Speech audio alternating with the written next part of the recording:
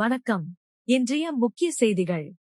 புதுச்சேரி முதலியர்பட்டி தொகுதியில் தேர்தல் பிரசாரம் மேற்கொண்ட பாஜக கட்சியின் வேட்பாளர் திரு ஜான்குமார் அவர்கள் புதுச்சேரி மாநிலம் வளர்ச்சியடைய தாமரை சின்னத்திற்கு வாக்களிக்குமாறு பிரசாரம் செய்தார். புதுச்சேரி சட்டசபை தேர்தல் வரும் ஏப்ரல் 9ஆம் தேதி நடைபெறவுள்ளது. இந்நிலையில் கடந்த 16ஆம் தேதி தொடங்கிய வேட்புமனு தாக்கல் முடிவடைந்த நிலையில் வேட்பாளர்கள் தங்கள் தொகுதிகளில் பிரசாரம் மேற்கொண்டு வருகின்றனர். இந்நிலையில் முதலியர்பட்டி தொகுதியில் பாஜக கட்சியின் சார்பில் போட்டியிடும் வேட்பாளர் ஜான்குமார் அவர்கள் ஜெயமூர்த்தி, ராஜா நகர், என்ஜினியர்ஸ் காலனி ஆகிய பகுதிகளில் பாரதிய ஜனதா கட்சியின் ஆக்கப்பூர்வமான திட்டங்களால் கடந்த காலங்களில் புதுச்சேரி மாநிலம் அடைந்த வளர்ச்சி குறித்து பேசி பொதுமக்களிடையே வாக்கு சேகரித்தார். மேலும் மத்தியில் ஆளும் அரசு புதுச்சேரியும் ஆளும் பட்சத்தில் நமக்கு தேவையான அனைத்து வசதிகளும் உடனுக்குடன் கிடைக்கும் என்றும் பொதுமக்களுக்கு எடுத்துரைத்தார். மேலும் தமக்கு தாமரை சின்னத்தில் வாக்களித்து பெருவாரியான வாக்குகள் வித்தியாசத்தில் வெற்றியடைய செய்ய வேண்டும் என்றும் பொதுமக்களிடம் கேட்டுக் கொண்டார். தான் வெற்றி பெற்றால் முதலியர்பட்டி தொகுதியை புதுச்சேரியில் முன்மாதிரி தொகுதியாக மாற்றி காட்டுவேன் என்றும் தனது தேர்தல் பிரசாரத்தில் பொதுமக்களிடம் தெரிவித்தார். மேலும் நேற்று மாலை நடைபெற்ற தேர்தல் பிரசாரத்தில் பாஜக கட்சியின் தனித்துவமான வாக்குறுதிகள் மற்றும் கடந்த காலங்களில் நிறைவேற்றப்பட்ட திட்டங்கள் குறித்து பொதுமக்களிடையே எடுத்துரைத்து வாக்கு சேகரித்தார். தேர்தல் பிரசாரத்தின் போது பாஜக கட்சி நிர்வாகிகள், தொண்டர்கள் மற்றும் ஜான்குமாரின் ஆதரவாளர்கள் திரளானோர் உடன் இருந்தனர். அரியாங்குப்பம் ஸ்ரீ ஐயப்பன் ஆலயத்தில் பங்குனி உத்திரம் திருவிழாவை முன்னிட்டு நடைபெற்ற ஊஞ்சல் உற்சவம் பக்திமிக்க சூழலில் சிறப்பாக நடைபெற்றது. ஐயப்பன் பிறந்தநாளாக கருதப்படும் பங்குனி உத்திரம் தினமான அன்று காலை முதலே ஆலயத்தில் அபிஷேக ஆராதனை நடைபெற்றது. இதில் திரளான பக்தர்கள் கலந்து கொண்டு சுவாமி தரிசனம் செய்தனர். பின்னர் பக்தர்களுக்கு அன்னதானமும் வழங்கப்பட்டது. இதனைத் தொடர்ந்து மாலை 7 மணியளவில் ஐயப்பனுக்கு ஊஞ்சல் உற்சவம் விமர்சையாக நடைபெற்றது. இந்த நிகழ்வில் பக்தர்கள் ஆர்வமோடு கலந்து கொண்டு ஐயப்பனை வழிபட்டு ஆனந்தமடைந்தனர். நிகழ்ச்சியை உத்தர நட்சத்திரம் குழு மற்றும் புதுவை மாநில சபரிமலை ஐயப்ப சேவா சமாஜம் இணைந்து நிகழ்ச்சியை செய்திருந்தனர். காமராஜர் நகர் தொகுதிக்குட்பட்ட சங்கரதாஸ் சுவாமிகள் நகரில் அமைந்துள்ள ஸ்ரீ நாகமுத்து மாரியம்மன் ஆலயத்தில் லட்சிய ஜனநாயக கட்சியின் தலைவர் ஜோஸ் சார்லஸ் மார்டின் சுவாமி தரிசனம் செய்தார்.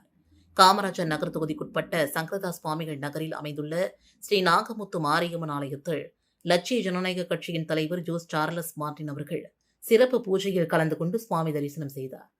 33ஆம் நம்பர் பூத் தலைவர் தமிழ்மணி அவர்களின் ஏற்பாட்டில் நடைபெற்ற இந்த சிறப்பு பூஜை நிகழ்வில் பக்தி உணர்வுடன் கலந்து கொண்ட ஜோஸ் சார்லஸ் மார்டின் அவர்களுக்கு கோவில் நிர்வாகம் சார்பில் பாரம்பரிய முறைகள் பரிவட்டம் கட்டி மரியாதை செலுத்தப்பட்டது. அப்போது ஆலயத்தில் திரண்டிருந்த பொதுமக்களும் பக்தர்களும் அவரை உற்சாகமாக வரவேற்றனர்.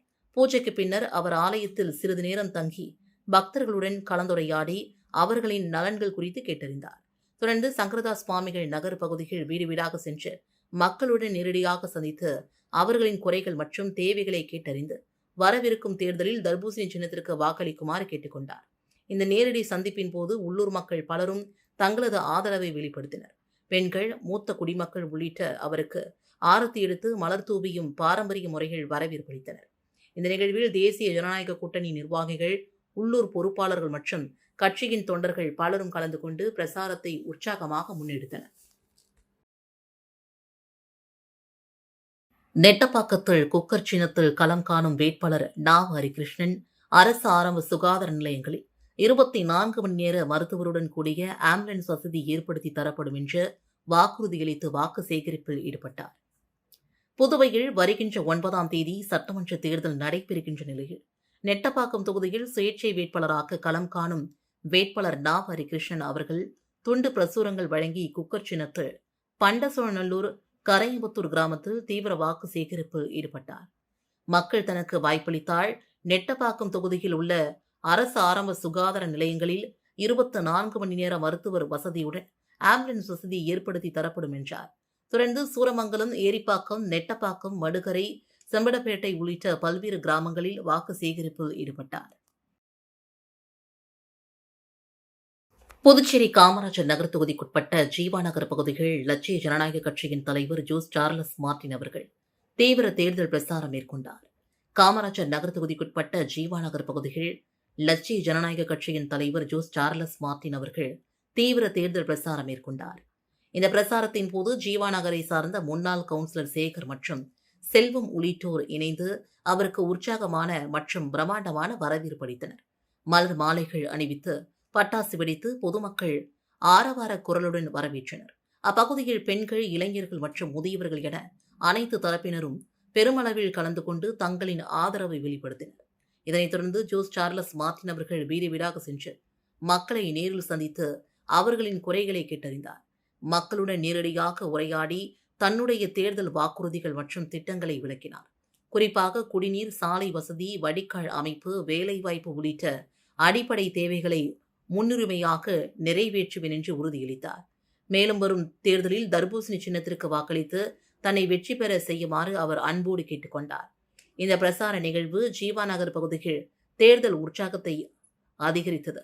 லட்சிய ஜனநாயக கட்சிக்கு மக்கள் மத்தியில் நல்ல வரவேற்பு இருப்பதை வெளிப்படுத்தியது. ஏம்பலம் தொகுதியில் வெற்றி பெற்றால் மீண்டும் அமைச்சர் பதவி ஏற்பேன் என்று வீடு வீடாக சென்று கை சின்னத்தில் வாக்களித்து வெற்றி பெற செய்ய வேண்டும் என்று முன்னாள் அமைச்சர் கந்தசாமி வாக்கு கேட்டு வருகிறார்.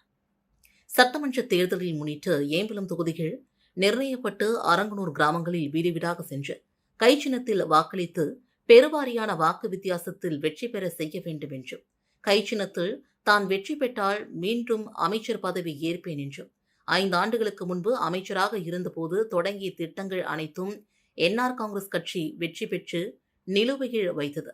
ஆனால் நான் வெற்றி பெற்று மீண்டும் அமைச்சர் பதவி ஏற்று அனைத்து திட்டங்களையும் செயல்படுத்துவேன் என்று கூறி பொதுமக்களிடமும் கூட்டணி கட்சிகளோடு வாக்கு சேகரித்து வருகிறார்.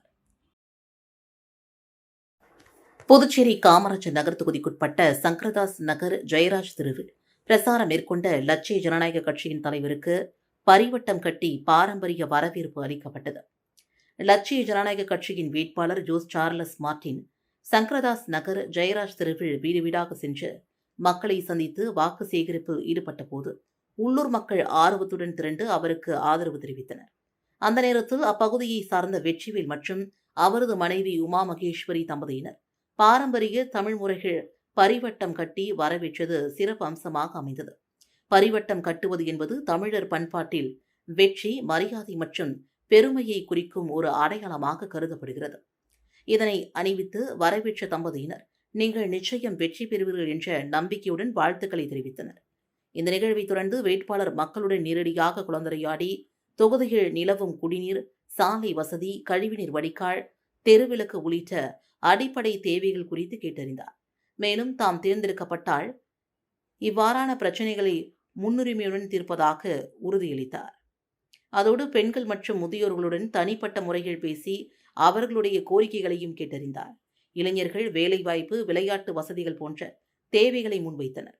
இந்த நிகழ்ச்சியின் இறுதியில் அப்பகுதி மக்கள் அனைவரும் ஒன்றிணைந்து வேட்பாளருக்கு ஆதரவு அளிப்பதாக உறுதியளித்தனர். தேசிய ஜனநாயக கூட்டணி வேட்பாளர்களை ஆதரித்து பிரதமர் நரேந்திர மோடி வரும் 3ஆம் தேதி சாலை பேரணி பிரசாரம் செய்ய உள்ள நிலையில் இதில் சுமார் 30,000 பேர் பங்கேற்பார்கள் என்று சட்டப்பேரவைத் தலைவர் செல்வம் தெரிவித்துள்ளார். இது தொடர்பாக பேசிய அவர், தேசிய ஜனநாயக கூட்டணி வேட்பாளர்களை ஆதரித்து பிரசாரம் செய்வதற்காக வரும் 3ஆம் தேதி பிரதமர் நரேந்திர மோடி மாலை 4:15 மணிக்கு புதுச்சேரி விமான நிலையம் வருகிறார். அங்கிருந்து அஜந்தா சிக்னல் சந்திப்பு வந்து ரோட் ஷோவை தொடங்குகிறார். அண்ணா சாலை வழியாக அண்ணா திடல் வரை 1.7 கிலோமீட்டர் தூரத்திற்கு இந்த ரோட் ஷோ சுமார் 1 மணி நேரம் நடக்கிறது. இதில் சுமார் 30,000 பேர் பங்கேற்கிறார்கள். மேலும் ஏப்ரல் 4ஆம் தேதி பாஜக தமிழகத்தின் முன்னாள் தலைவர் கே. அண்ணாமலை இம்மாதம் 4ஆம் தேதி மணவெளி தொகுதியில் பிரசாரம் செய்கிறார். ஏப்ரல் 5ஆம் தேதி பாஜக தேசிய தலைவர் நிதின் நவீன் புதுச்சேரி வருகிறார். அவரும் மணவெளி தொகுதியில் பிரசாரம் செய்கிறார். ஏப்ரல் 6ஆம் தேதி முதல்வர் ரங்கசாமி மணவெளி தொகுதியில் பிரசாரம் செய்கிறார். கடந்த சட்டப்பேரவை தேர்தலில் 8,000க்கும் மேற்பட்ட வாக்குகள் வித்தியாசத்தில் இத்தொகுதியில் வெற்றி பெற்றேன். இத்தேர்தலில் சுமார் 10,000க்கும் மேற்பட்ட வாக்குகள் வித்தியாசத்தில் வெற்றி பெறுவதற்காக முயற்சியில் ஈடுபட்டு வருகிறேன் என்றார். புதுச்சேரி சட்டமன்ற தேர்தல் நெருங்கும் நிலையில் காரைக்கால் தெற்கு தொகுதியில் பாஜக வேட்பாளர் அருள்முருகன் தீவிர வாக்கு சேகரிப்பில் ஈடுபட்டார். புதுச்சேரி மாநிலம் சட்டமன்ற தேர்தல் வருகின்ற 9ஆம் தேதி நடைபெறவுள்ள நிலையில் பல்வேறு கட்சிகளை சார்ந்த வேட்பாளர்கள் தங்களது தொகுதிகளில் தேர்தல் பிரசாரத்தில் ஈடுபட்டு வருகின்றனர். இதன் ஒரு பகுதியாக இன்று புதுச்சேரி மாநிலம் காரைக்கால் மாவட்டத்தில் உள்ள தெற்கு தொகுதியில் பாஜக வேட்பாளர் அருள்முருகன் பல்வேறு பகுதிகளுக்கு வீடு வீடாக சென்று வாக்கு சேகரிப்பில் ஈடுபட்டார்.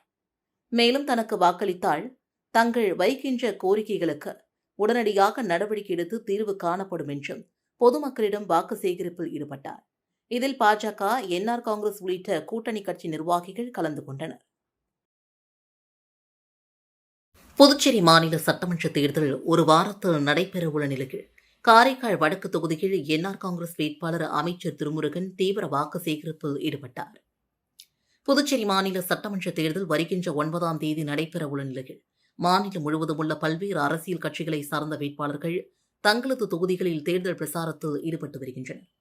இதன் ஒரு பகுதியாக இன்று புதுச்சேரி மாநிலம் காரைக்கால் மாவட்டத்தில் உள்ள வடக்கு தொகுதியில் என்ஆர் காங்கிரஸ் கட்சியின் சார்பில் போட்டியிடும் அமைச்சர் திருமுருகன் பல்வேறு பகுதிகளுக்கு நேரடியாக வீடு வீடாக சென்று புதுச்சேரியில் ஆளுகின்ற அரசின் திட்டங்களை எடுத்துக் கூறி வாக்கு சேகரிப்பில் ஈடுபட்டார். மேலும் தனக்கு வாக்களித்தால் வருகின்ற ஆண்டில் பல்வேறு திட்டங்களை கொண்டு வருவதற்கான நடவடிக்கை எடுக்கப்படும் என்றும் வாக்காளர்களுக்கு அறிவுறுத்தினார். இந்த நிகழ்ச்சியில் என்ஆர் காங்கிரஸ், பாஜக, அதிமுக உள்ளிட்ட பல்வேறு கூட்டணி கட்சி நிர்வாகிகள் உடனிருந்தனர். என்ஆர் வெற்றி பெற்றால் முதியோர் உதவித்தொகையை உயர்த்துவார் என்று என்ஆர் காங்கிரஸ் வேட்பாளர் மோகன்தாஸ் வாக்கு சேகரித்தார். புதுச்சேரி மாநிலம் ஏம்பலம் தொகுதி கோர்க்காட்டில் விவசாய மக்கள் அதிகமாக வசித்து வருகின்றனர். இப்பகுதியில் என்ஆர் காங்கிரஸ் வேட்பாளர் மோகன்தாஸ் ஜக்கு சின்னத்திற்கு வாக்கு சேகரிக்க வீடு வீடாக தனது கூட்டணி கட்சியின் ஆதரவாளர்களோடு சென்று ரங்கசாமி மீண்டும் முதலமைச்சராக பொறுப்பேற்பார் என்றும், ஏழை எளிய மக்களுக்கு முதியோர் பென்ஷன் உயர்த்தி தருவார், மருத்துவ படிப்பிற்கு முன்னுரிமை தருவார், அரசு வேலை வாய்ப்புகளை கொல்லைப்புறமாக பணியமர்த்தாமல் தேர்வு முறைகள் வெற்றி பெறுபவர்களுக்கு அரசு வேலைகளை வழங்குவார் போன்ற கோரிக்கைகளை முன்வைத்து வாக்கு சேகரித்து வருகிறார். புதுச்சேரி யூனியன் பிரதேசத்தில் உள்ள அனைத்து பள்ளிகளுக்கும் ஏப்ரல் 7ஆம் தேதி முதல் 4 நாட்கள் விடுமுறை அளிக்கப்பட்டுள்ளது. இதுகுறித்து புதுச்சேரி அரசின் பள்ளிக் கல்வி இயக்குநர் சிவக்குமார் வெளியிட்டுள்ள செய்திக்குறிப்பில், புதுச்சேரி சட்டப்பேரவை தேர்தலுக்கான வாக்குப்பதிவு வரும் 9ஆம் தேதி நடைபெறுகிறது. இதனையொட்டி தேர்தல் தொடர்பான முன்பின் தேர்தல் நடவடிக்கைகள் இருப்பதால் வரும் 7ஆம் தேதி முதல் 10ஆம் தேதி வரை அனைத்து பள்ளிகளுக்கும் விடுமுறை அளிக்கப்படுகிறது. இருப்பினும் இத்தேதிகளில் சிபிஎஸ்இ பொதுத் தேர்வுகள் இருந்தால் குறிப்பிட்ட மாணவர்கள் அத்தேர்வை எழுத வேண்டும் என்றும் குறிப்பிடப்பட்டுள்ளது.